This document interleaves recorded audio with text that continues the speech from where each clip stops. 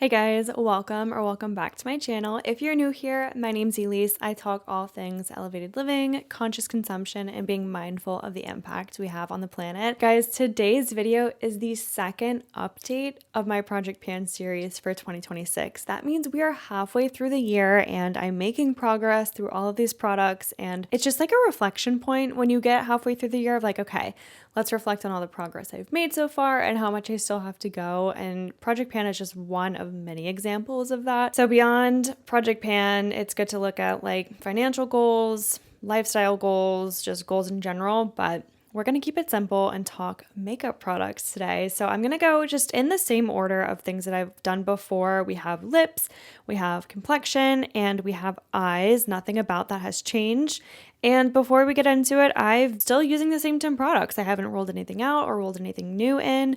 So we're still trucking along and making good progress there. Okay, I'm gonna clip you here so I can like chat and also hold the things at the same time. First things first, we have this Sachu lip liner stain, and this is in the shade Pinked. It's a good shade. I don't hate it, but it's just very rosy pink. So I rolled this into my Project Pan initially because the color just isn't what I was expecting. It is a beautiful shade like on its own. It's like a rosy pink shade, but I thought just based on like the band at the bottom, it was going to be maybe more of like a nude beige pink. It is much darker and much deeper than that, and that's fine, but it just isn't what I was expecting. So I was like, okay, it's not a shade that I would just use day to day. It's like kind of dramatic and vampy almost. I've gotten a lot more use and wear out of it and just like trying to use it up, and I'm at that point where I would be really surprised if this were to last me another 3 months until my next update. So it's getting a little dry, it's getting a little bit like goopy, tacky, and a little bit hard to apply. You can even see how like dark straight out the tube this is, and it dries like that same color. Definitely not the nudie beige color I was expecting. Again, totally fine, but that's why I rolled it into Project Pan in the first place. I even had it on today earlier until I decided to change my lip color. It was definitely getting a little bit trickier to apply. Like it sounds like there's product in here, but like all the way at the very bottom, and it's just not applying as easily and as smoothly. It's not as like liquidy anymore. Again, it's like drying up. So that's the progress on that. When I take it out, you can kind of like hear that the tube is like kind of getting empty. Here, let me try again. Maybe you could hear that, maybe not, who knows. I don't think there's like too much left of this. Also, I'm filming with natural lighting. Sorry about the overcast all of a sudden, and I'm sure the sun will come back out in like 2 seconds. Bear with me here. Up next, I'm a little embarrassed to admit, I don't think I've worn this apart from maybe like one time in March, if that, and that is my NARS lip crayon in the shade Cruella. Again, super gorgeous, amazing shade, and when it is the season to be wearing red lip, like I'll have it on, but I just fear that it's not the season. The warm summer months are not really the season for like a cool, deeper, bluer red. Like it's very, again, dramatic, vampy, gorgeous shade, but like a touch purple. Like the nails I have on now are like more of like a fire engine kind of like orangey red, and the lip crayon is definitely like a bluer, kind of cooler, purpley sort of red, which it's fine. It's just not the season. So I'll be so honest with you. I have like not touched this or picked it up hardly at all. So not a lot of progress there. Okay, but this next one, I am using it so much and I'm loving it. I'm realizing it's because I always just needed this kind of shade, and it's just a regular kind of like pink shade. I took this from my mom way back when I was in high school, and I just grabbed it out of her makeup bag and like had it for so long and then wasn't using it, and kind of was like, I think I should really try to use this in my Project Pan. And I've fallen in love with it, which is a surprising part.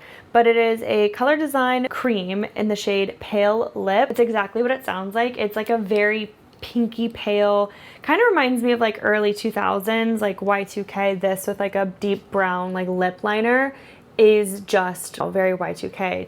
90s like dreamcore. It is nice to layer and pair with kind of everything else, but especially with lip liners. This has been the glue, the shade that I always use with any lip liner. I don't think today, no, not for the one I'm wearing now. This is a new lip liner that I'm like testing out, but this goes with basically any shade that I put on, and it just like makes my lips have that definition, have that kind of like a highlight in the center because it's such a light shade, and really gives me like volume, even though I don't have a lot of lip to work with in the first place. So something like an illusion like this is just so good and so great. And I feel like I've been making a lot of progress, but then at the same time, it doesn't really look like it. And I've stopped smushing it in the cap, which is really nice. I need some electrolytes because it's been getting so hot here. I think I just spilled that all over me. Next category is complexion. I, again, have been absolutely loving these products, and I feel like I'm at that point in Project Pan where I still want to pare down my makeup collection, but everything I'm using and rolling into my pan, I do still really love. Like, I haven't had to throw it away because it's been expired. Like, either it's a powder or I just use it up in time. And that's how I feel with like the products in front of me. I feel like lips is an exception because I have been so experimental throughout my life with lips before realizing how big like color theory and like a color analysis plays into that, which it's been good for me to take a beat and like pause and stop like buying new stuff for that, so that's really good. But anyway, back to complexion. I have decided to roll in this e.l.f. HD powder, and I love that it's a loose powder. I love that it like really absorbs oil. The only thing I didn't love about it was because I was using it like strictly under my under eyes, it was giving me really bad flashback. But now I've pivoted to using this for my eyelids and like setting my eyelids, and it does an amazing job of absorbing oil, and then I can put other powders on top of it and like not have an issue. This I am close to running out of, and I might repurchase it, which is crazy because usually when you pan something, like that's it, you're done, you don't want it again. But it's just been so good at being something I can use on my eyelids, and like my makeup doesn't slide off, it doesn't go anywhere, it lasts so much longer. I feel like this is what I've been missing. I've kind of not been trying to just like go ahead and like use it up as fast as possible because I do really like it and I do want to keep using it for more like special occasion makeup and have it in rotation for when it comes time for that. Okay, next is this Laura Geller Baked Blush and Brighten in the shade Tropic Hues. Now, I think I used this and I was wearing it in a vlog and I was like, does it look like I just have highlighter on my face? And it does, because this has such a beautiful like iridescence to it once you're actually wearing it. So it is definitely like a pinky orangey kind of shade, but then when you're like hitting the light, it is like a highlighter. So I've kind of pivoted from using this just like all over my cheeks and like on my forehead and on my nose and everywhere, because I found that it was kind of exaggerating my pores a little bit and like sometimes some texture that I didn't really want to highlight. So I've pivoted to using this kind of just on the tops of my cheekbones, and yeah, using it as a highlight, but being a little bit more free-handed with it and not like needing to stay in the lines of where the tops of my cheekbones are. Like, I'll diffuse it a little bit and kind of like blend it with whatever blush, and like that's been really good. I think I just really steer clear from like applying it to my nose and like top of my forehead like I used to, because I liked that kind of sun-kissed look, but it was just a little too much. However, we have been making some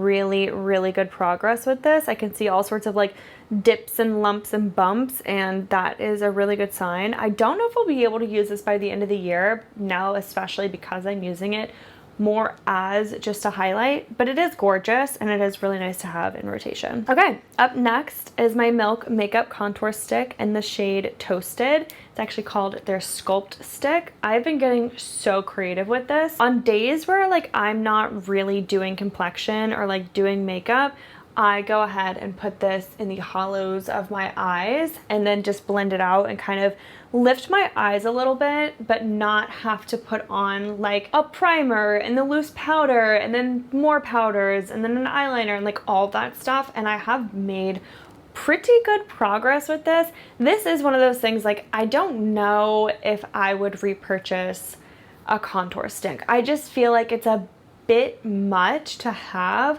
on hand at all times. I feel like a bronzer, sure, but like a contour stick, like, I don't know. I don't know what I'm going to do if I'm going to replace this when I use it up. I'll say most likely not, but it has been good to get experimental with and just like chisel my features a little bit. But surprisingly, I feel like I've been able to use it a lot more than I thought I would be able to, which is good. All right, last thing for complexion is this Anastasia Beverly Hills Blurring Serum Blush in the shade Plum. Now, a little bit of this goes a long, long, long way. So I do feel like this is gonna take me a decent bit to get through, but at the same time, I use this daily. This is another thing where like, even if I don't want to put on a ton of makeup, I'll put on like my tinted sunscreen, a little bit of like blush just to kind of bring some color and life back into my face, and then the contour stick like around my eyes. And it is like a very quick and easy, just little makeup routine that gives me life and depth and dimension, but like isn't cakey or doesn't feel like uncomfortable just sitting on my face all day, especially working from home. But I have been loving this. I know I always say, oh, when I have a tan, that's gonna look great. And guys, I have a fake tan. I have, some of it is actually like a real tan from being out in the sun and like not having a good sunscreen yet. Like my chest is like a tiny bit red, but most of it is like a Jergens like daily gradual lotion tan. I'm not complaining. I think it looks amazing. How I always say, oh my God, it looks so good with the tan. Well, I finally am a little tan and it does look really good. Now I will attribute being able to use these so much more frequently into my routine to buying these two little Morphe brushes. And I think I've only had these for a week or 2 weeks, but it's made a huge difference, to be honest with you. So I have this Morphe brush M243. This is for cream and liquid contour. And I was using a brush from Real Techniques that was a little bit too big, but then was also literally falling apart. It was catastrophic, honestly. All like the brush bristles were like falling out. The glue was everywhere. It was kind of gross. So I was like, okay, I will replace this. And I really like how it's super sharp at the top, and then there's just a little bit of buffing and a little bit of an angle for contour, like in the hollows of your cheeks. So I'll take the kind of sharp side right under my cheekbone and just, whoop, you know, kind of do that whole thing. And this has been really great because it's nice and dense and it can kind of drag the product and really buff it out. And I don't have to like hold and pinch my brush and like get in there with the contour. Like it does it for me, you know, that's what the purpose is. And then also, again, it's been really great for the eyes where I've been using it, but especially on the nose where I can actually kind of like chisel things out a little bit more. Get under the jawline has been great. But yeah, I really think the brushes make such a big difference. If you find like you have a product you just don't gravitate towards or you just can't use and you suspect maybe I just don't have the right brush, it makes honestly such a big difference, and it's worth spending. Like these were like what, $10 to $15 for brushes, and now I'm using my actual products more because of it. Like it's definitely worth it in my opinion. And then this is the other brush. It's the M204 cream and liquid blush, and I also love this. This has been really great for the Anastasia Beverly Hills blush because I was using a foundation brush before, which is fine. I feel like it was kind of getting the job done, kind of doing the buffing that I needed, but it was also drinking up so much product. I was getting like an uneven blending, or I'd have to like put a lot on and then it would be too much. Just having this little guy has helped so much with just keeping my application really even, but also really buffed out and not having to use too much product. I really love it. It just also makes such a nice finish. I'll leave these linked below in case you're interested. And then also I got their eyebrow brush. This is the M401 brow brush for my pomade, and like that made such a big difference, and now I was able to use it so often. So kind of did the same thing with my complexion brushes. Well, that's all for complexion, and then we have our last 3 products. So for eyes, I have been really getting into the Soft Glam palette by, again, Anastasia Beverly Hills. For context, I won a Lexi Lombard giveaway at the very beginning of 2025 and like had a bunch of products. Super grateful, but I was like, oh my God, now I have so much more makeup than I ever am going to be able to use. So I decided to roll this one in. It was completely untouched, unused at the beginning of this project pan, but now we are definitely making some headway into the shades. I feel like there's only one shade I could say I have not really used, and that is the shade Sultry. It's like this really beautiful purpley bronze shade right up top here. Now, don't get me wrong, I think this would be gorgeous. I just don't wear like that dramatic of eye makeup. Honestly, the most dramatic eye makeup I probably wear, like I'm wearing and then filming a YouTube video. I'm like just experimenting and then like getting on camera, which is probably, honestly, now that I say that out loud, not the best thing. It's probably not the best look. I feel like my top, let's say top 4 shades are Cypress Umber. That is a really good, just kind of like soft wing and like lash line shadow for me. Rustic, that's a good crease shade, transition shade. Tempera, I think that's how you say that. Love that shade. I'll use that all over the lid or just in the inner corner or highlight my brow bone. And then Mulberry, I feel like it's probably my last of the top 4. That's another really good one, again, just for like winging. I feel like with green eyes, it does have that bit of contrast and that bit of pop, and I really, really like that. I'm also surprisingly really liking the brush that comes with this palette. I think what I'm finding with this one is like, I just wish it weren't so orange. And maybe that's, again, like a color analysis thing that I need to look into, but these shades veer very orange for me. Next up is my Tarte Ash Blonde Amazonian Clay Waterproof Brow Mousse. Wow, I don't think they make this anymore.